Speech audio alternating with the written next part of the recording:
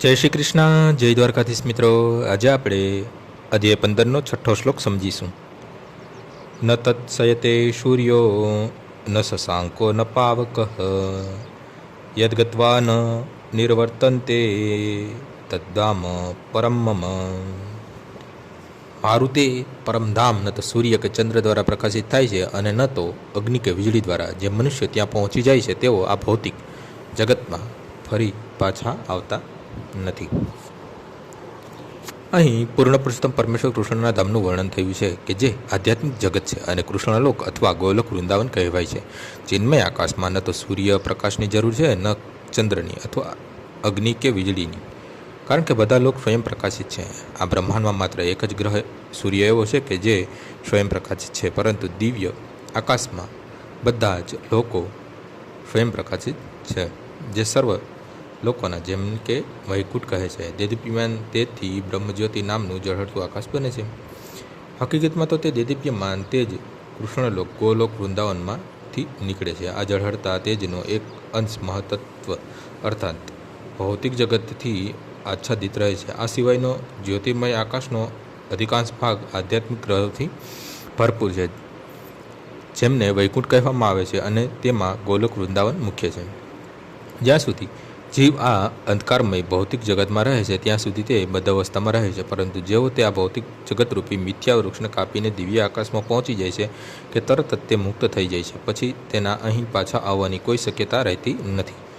બદ્ધ અવસ્થામાં જીવ પોતાને આ ભૌતિક જગતનો સ્વામી માને છે, પરંતુ તેની મુક્ત અવસ્થામાં જ તે આધ્યાત્મિક જગતમાં પ્રવેશે છે અને પરમેશ્વરનો પાર્ષદ બની જાય છે. ત્યાં તે પૂર્ણ જ્ઞાનયુક્ત શાશ્વત આનંદ અને શાશ્વત જીવનનું સુખ ભોગવે છે. આ માહિતીથી મનુષ્ય મુક્ત થવું જોઈએ. તેણે તે સનાતન જગતના પોતાનું સ્થળાંતર કરવાનું ઈચ્છવું જોઈએ અને આ વાસ્તવિકતાના મિથ્યા પ્રતિબિંબમાંથી પોતાને અલગ કરી દેવો જોઈએ. જે મનુષ્ય આ ભૌતિક જગતમાં અતિશય આસક્ત હોય છે તેના માટે આ આસક્તિનો છેદ ઉડાવી દેવાનું બહુ અઘરું હોય છે, પરંતુ જો કૃષ્ણ ભાવના પરાયણ થઈ જાય તો તેને માટે તેમાંથી ક્રમશઃ વિરક્ત થવાની તક રહે છે. તેણે કૃષ્ણ ભાવનામૃતમાં હોય એવા ભક્તનો સંગ કરવો જોઈએ. કૃષ્ણ ભાવનામૃત પ્રતિ સમર્પિત સમાજને શોધવો જોઈએ અને ભગવાનની સેવા કેવી રીતે કરવી તે શીખી લેવું જોઈએ. આ રીતે તે આ ભૌતિક જગત પ્રત્યેની તેની આસક્તિનો વિચ્છેદ કરી શકે છે. મનુષ્ય કેવળ ભગવા વસ્ત્ર પહેરી લેવાથી ભૌતિક જગતના આકર્ષણમાંથી વિરક્ત થઈ શકતો નથી. તે માટે તેણે ભગવાનની ભક્તિમય સેવામાં અનુરક્ત થવું જોઈએ. માટે મનુષ્ય બહુ ગંભીરપણે સમજી લેવું જોઈએ કે અસલ વૃક્ષના આ મિથ્યા પ્રતિબિંબમાંથી બહાર આવવાનો એકમાત્ર ઉપાય 12મા અધ્યાયમાં વર્ણવેલ ભક્તિ યોગનો માર્ગ છે. 14મા અધ્યાયમાં દર્શાવ્યું છે કે પ્રકૃતિ દ્વારા સઘળી પદ્ધતિઓ દૂષિત થઈ જાય છે. કેવળ ભક્તિમય સેવા જ શુદ્ધરૂપે આધ્યાત્મિક છે. અહીં પરમ મમ શબ્દનો બહુ મહત્વપૂર્ણ છે. હકીકતમાં જગતનો ખૂણે ખૂણો પરમેશ્વરની સંપત્તિ છે, પરંતુ આધ્યાત્મિક જગત પરમ મમ અર્થાત 6 ઐશ્વર્યથી સભર છે. કઠા ઉપનિષદ પણ સમર્થન કરે છે કે આધ્યાત્મિક જગતમાં સૂર્યચંદ્ર કે તારાઓની કશી જરૂર રહેતી નથી.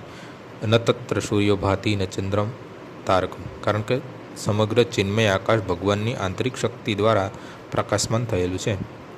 તે પરમધામ સુધી માત્ર ચરણાગતિ દ્વારા જ પહોંચી શકાય છે, કોઈ અન્ય સાધનથી નહીં. આજનો શ્લોક અહીં પૂર્ણ થાય છે.